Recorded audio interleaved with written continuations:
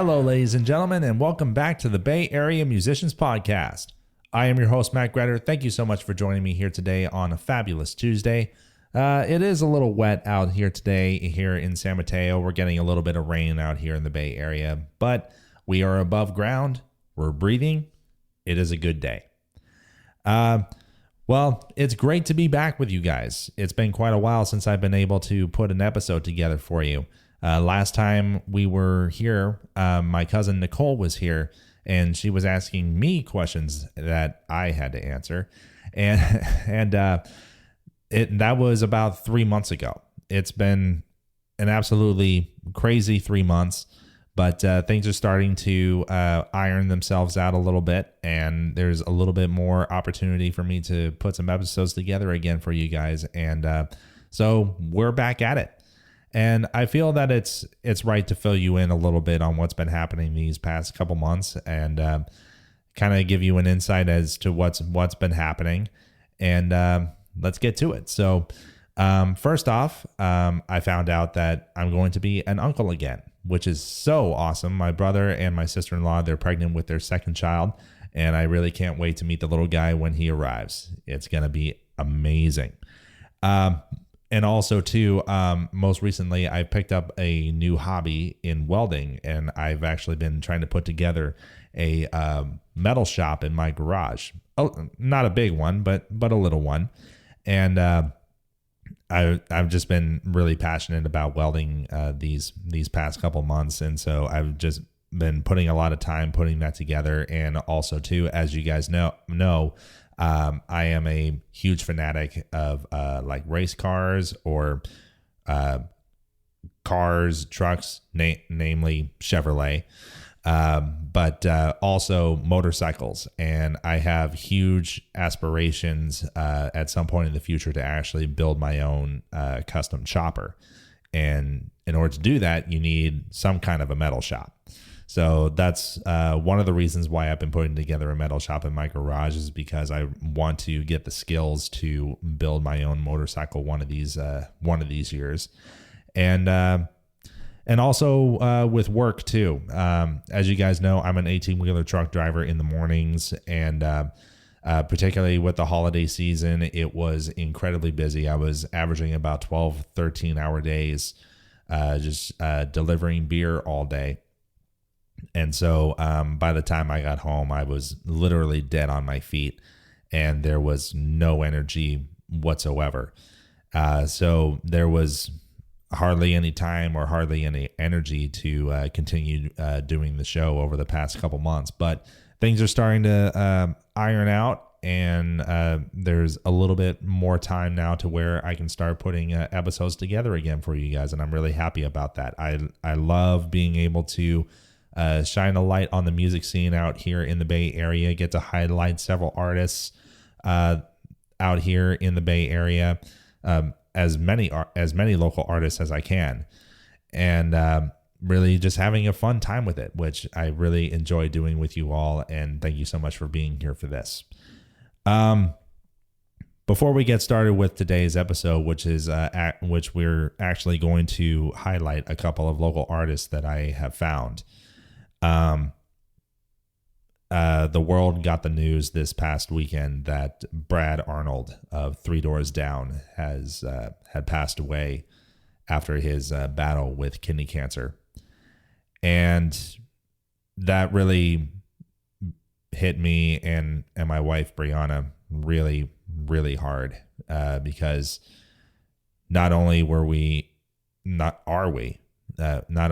fans of Three Doors Down music, but Brad himself, we never got to meet him, but we did see Three Doors Down play in Wheatland, California, in late 2024 when they were opening for Creed on the Summer of '99 tour. And Brad was just absolutely amazing, not just in his performances, but in how he treated the audience. He didn't look at us as fans. He would always, after every 2, maybe 3 songs, he would always talk to us, and he would always call us his friends. And you felt like you were family with Brad. And he was an incredible man of faith, and he was not afraid to profess his faith to our Lord and Savior, Jesus Christ, to everybody in the audience and everywhere he went. He was a true American patriot through and through. And there's definitely a big void in the world right now that now he is gone. But it is said that he wrote in one of his songs, "When I'm Gone," just simply put, "Love me when I'm gone."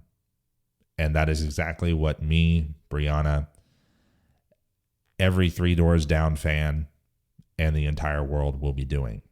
We will be loving Brad while he is gone until we meet again. So before we continue with the episode, please join me in a moment of silence as we remember Brad Arnold of Three Doors Down.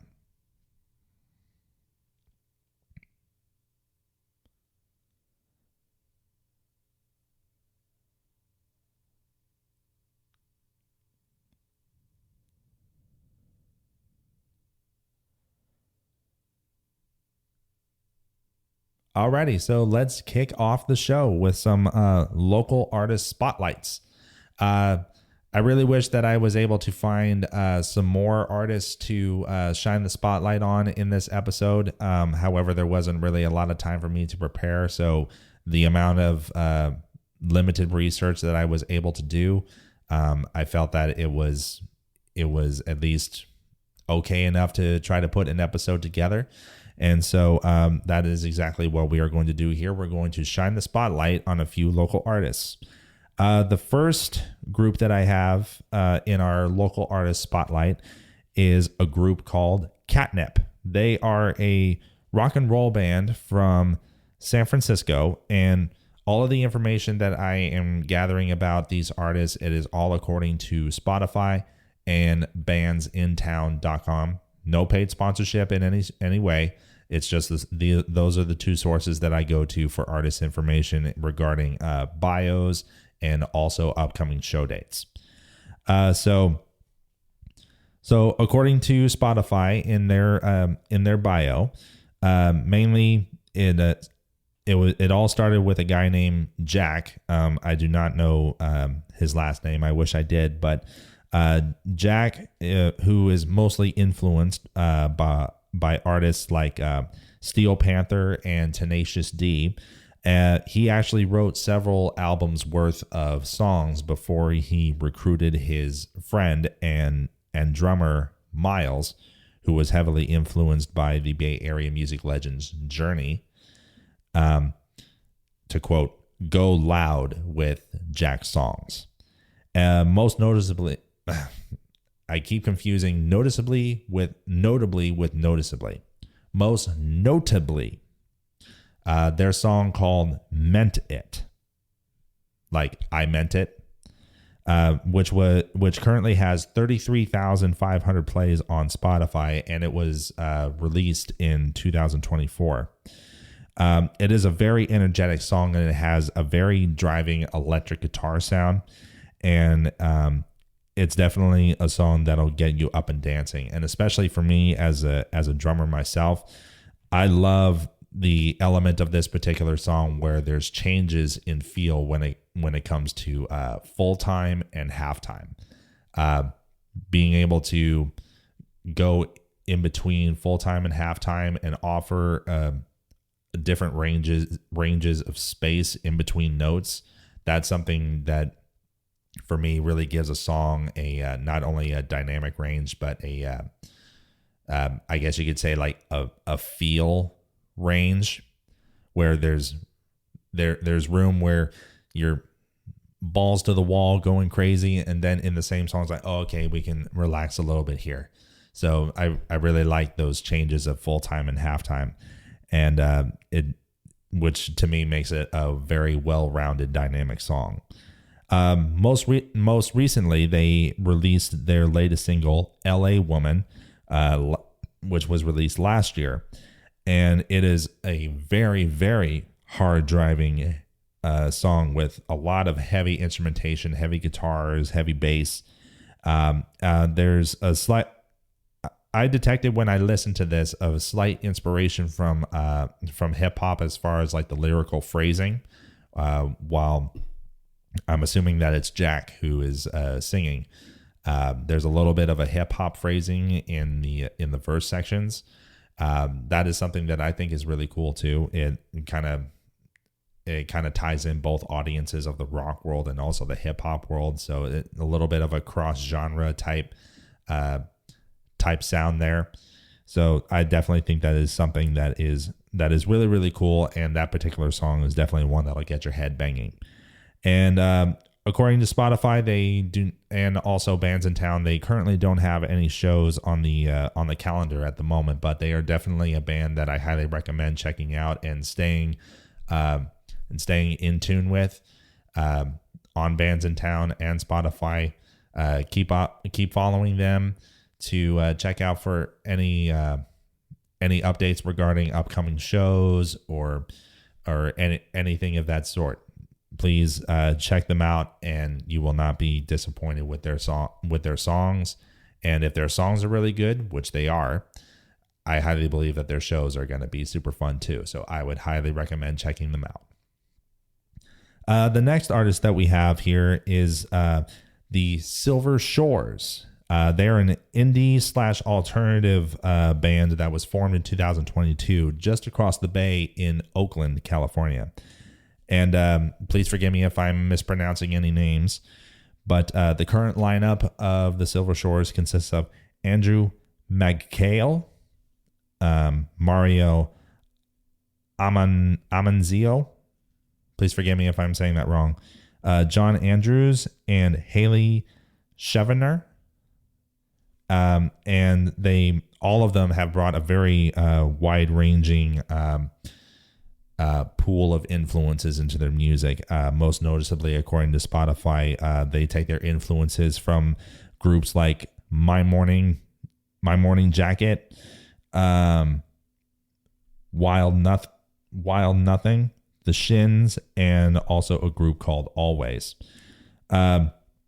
When I first heard their music on Spotify, it gave off a very classic rock / power ballad type feel to it, which I think is really cool. I love power ballads. Laid back songs as far as like from a time perspective, but they still have that rock and roll punch to it. That's something that I really love, and that's what really drew me to their music. So, for example, their song called Stand Still, which was released in 2022 on their self-titled debut EP, is kind of a laid-back power ballad. That's how I would describe it. And it's a very cool vibe. It would be the kind of song that let's just say you get home from work and you're exhausted and you want to relax and you put on a relaxing tune, but at the same time you just want that little bit of a rock and roll edge in there, just not a whole lot, but just a little bit. That's the type of vibe that I would give that song, Stand Still. However, there's another song they have that was released this past year in 2025 called Shadow Artist. And that song is definitely more high energy, a lot, not necessarily AC/DC type, like staccato, short in your face type riffs, but it is definitely a high energy song that'll get your feet tapping and your hands clapping to the beat. I would definitely recommend checking these guys out. Their music is also available on Spotify, and check out for any upcoming dates, which they actually do have one on Friday, February 20th at a place called Spats Berkeley, which is in Berkeley, California, just across the bay. And this is actually going to be a multi-act show, which begins at, the doors open at 7 and the show begins at 8. And they'll be performing with 3 other acts called Hypnotic Pattern, Dark Satellite, and The Lightning Section. And I just did a kind of like a skim through research of Hypnotic Pattern and Dark Satellite, and they're more heavy metal bands. So this is definitely a show that's going to have a very wide ranging sonic palette of rock music, from classic rock / power ballad all the way up to heavy metal. So if you're into that type of concert where it has that different sonic range, I highly recommend you check out this song.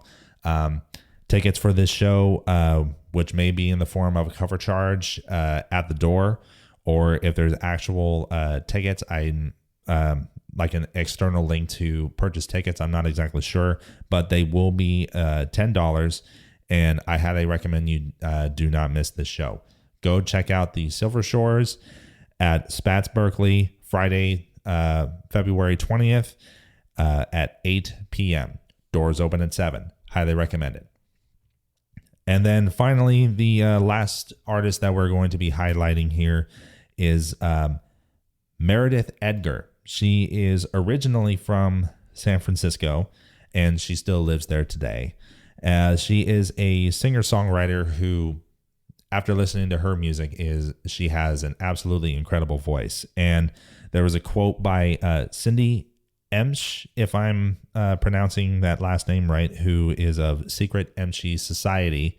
And she describes Meredith's voice as stepping out of a David Lynch movie. I'm not exactly sure who David Lynch is, but based on what I hear in Meredith's voice, I would imagine that would probably go back to the 20s, 30s, or 40s type of era where that type of sound existed. It really feels like you're going into a time machine when you listen to Meredith's voice. Soft, melodic, and her songs have kind of classified as melancholic. So they're slow, minimal instrumentation, acoustic guitar, maybe a little bit of violin or piano in there. Just very, very minimal music, which is also really cool as well. There's plenty of times where, despite me being, heavy on rock and country myself, there are times where I like to just listen to a song that is just acoustic guitar. And so for anybody who is into that type of music, Meredith Edgar is definitely somebody that you're going to want to check out. According to her bio, she started writing songs at the age of 14, and she was heavily influenced by artists like Billie Holiday, Jolie Holland, Fiona Apple, and Julie London, just to name a few. And like I said, her sound is very melancholic, also very melodic, with minimal instrumentation and a lot of space in between notes, which is also really, really cool. And according to her lyrics, she expresses her perspective on current events that are happening, events and experiences that are going on in today's world. And it, in my humble opinion, it doesn't really matter what she's saying. All you need to do is just listen to her voice, and you're going to listen, because her voice is really, really that good. According to bandsintown.com, she has a show coming up this Saturday, which is Valentine's Day, February 14th, at a place called the Right Spot Cafe, RITE Spot Cafe, which is in San Francisco, California.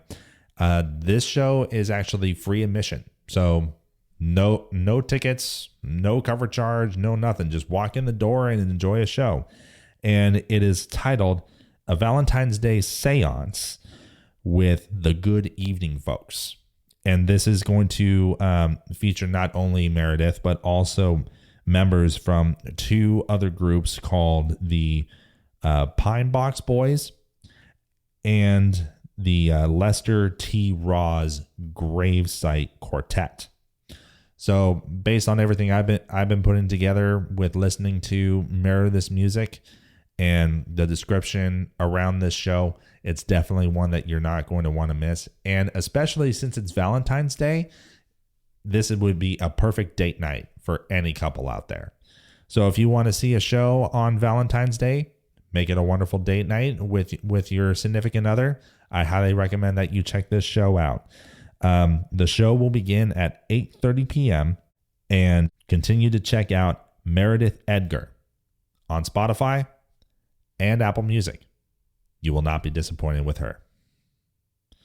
So that's pretty much it for the artist spotlight for this episode. But I figured that we could do another quick little segment where I would share one or maybe a couple of musical memories of mine on my musical journey, where I started from and how I got to where I am today, and really just pick one of those memories. And one of the big memories that stands out is my time with All Roads, which was the first rock band that I was a part of that actually got me out of the basement.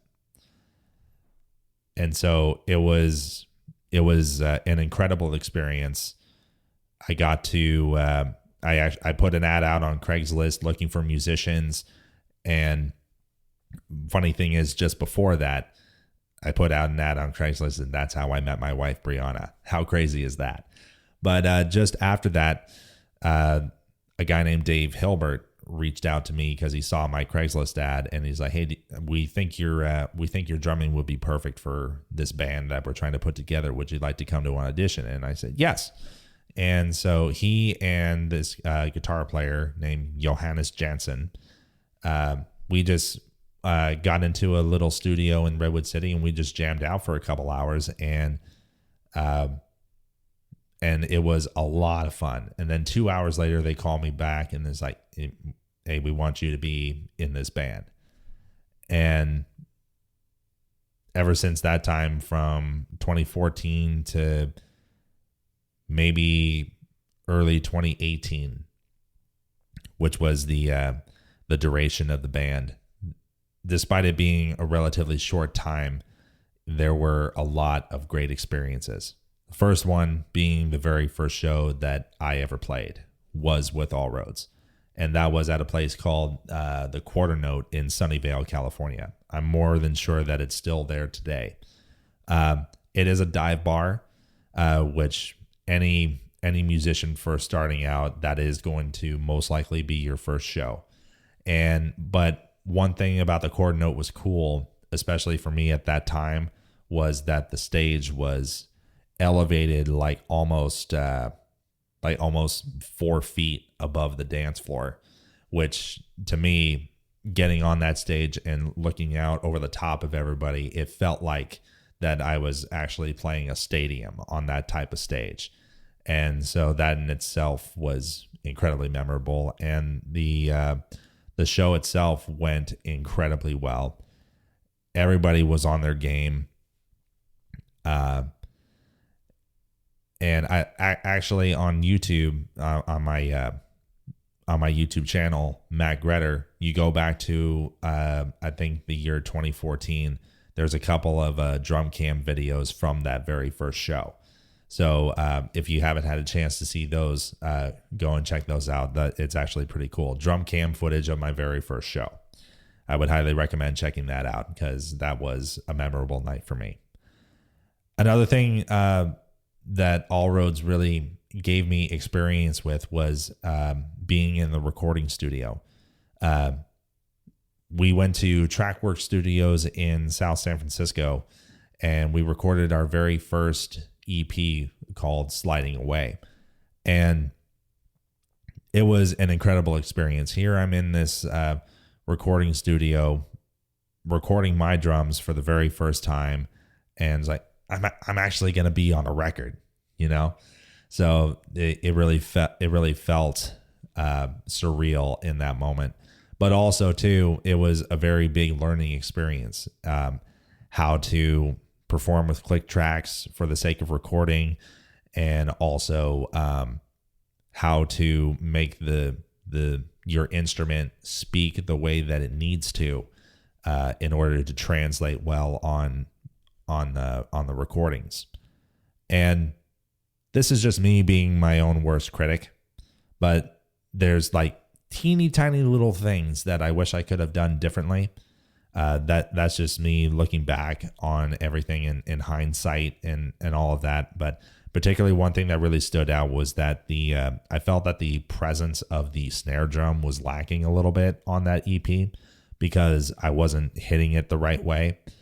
And so, excuse me, but it was all a learning experience. And the cool thing about All Roads was that not only did we do one EP, but we did a second EP.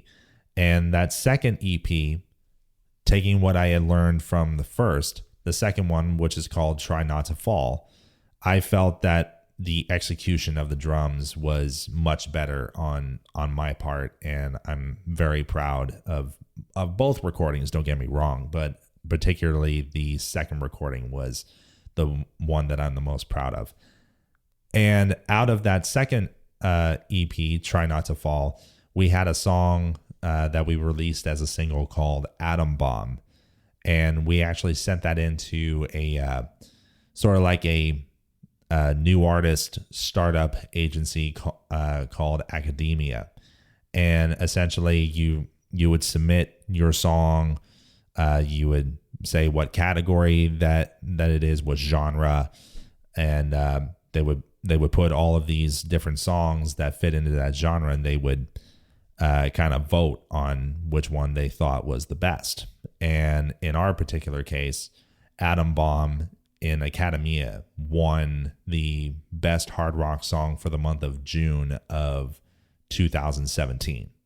And that was absolutely amazing. They sent us a plaque of the achievement, which I still have. Eventually, I do want to put a barn in the big backyard that I have here, and it's going to be a rehearsal space, a recording studio, and kind of a man cave type thing. That's where that plaque is going to be going, hands down. And so yeah, getting to experience my very first show with any band is an incredibly memorable experience. And then getting your first recording experience, and also out of it, you have an achievement of winning best hard rock song. And that was all of it is incredibly memorable. And in fact, if you guys want to check out All Roads' music, it is still available on Spotify. You can look up All Roads and it just pops right up. And we're actually also available on iTunes/Apple Music. So if you want to check out the songs, please feel free to. Let me know what you think. You can message me on social media about it. Everything social media for me, either personally or musically, is Matt Gretter. And I would love to hear what you guys think about it. It was a really fun time. Dave Hilbert, Dave Romanoskis, Mike Matthews, Johannes Jensen, and Tom Chambers, you guys all gave me an incredible first band experience that I will never forget. And I really hope to be able to catch up with all of you guys. If you are listening, that would be absolutely cool if we could do that. All Roads, I will always remember. And I can't thank you guys enough for it. Thank you so much.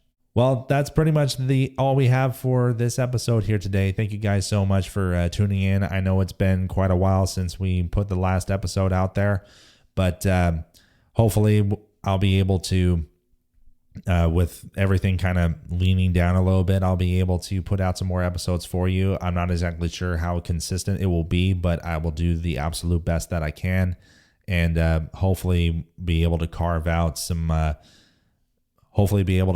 a schedule where things can eventually be a little more consistent. Can't promise that at the moment, but I'm going to do the absolute best that I can. And thank you guys so much once again for tuning in. Really appreciate you guys. And I will see you next time on the Bay Area Musicians Podcast. Goodbye, everybody.